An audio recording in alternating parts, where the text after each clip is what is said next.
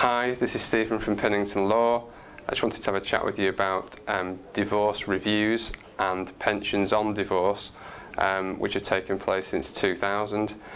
If you have been divorced since 2000, if your ex had a pension, then it is highly likely that you could have a potential compensation claim against your former solicitors, because unfortunately solicitors have made a huge number of mistakes in relation to the valuation of pensions since that date. You don't have to have any contact with your ex. We deal with it on a no-win, no-fee basis, and the compensation involved can be literally tens of thousands of pounds, and it's very worth speaking to a solicitor and coming in to have a chat with us and have a coffee on a no-obligation basis, so we can assess whether or not you in fact have a potential claim. I'll give you a case study and example of how these claims work in effect. We've got a case where husband and wife live in Salford. Husband worked at the council.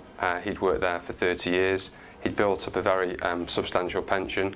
When it came to the divorce, wife's solicitor relied on the CETV value, which said the pension was worth about 150,000. The true value was more like 350,000, and so therefore a mistake's been made. The wife basically kept the house, and she got the modest savings, and she thought she'd got a good deal because when she looked at the CETV value, that was broadly speaking the same as the value of the house and the savings.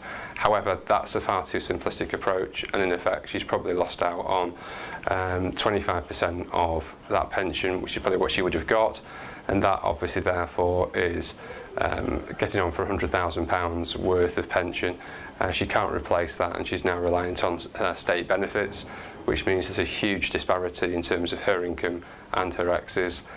He also got a large lump sum, which was 25% of his pension on retirement, and that was £75,000. So that is a typical case where negligence has taken place and the wife's got a claim.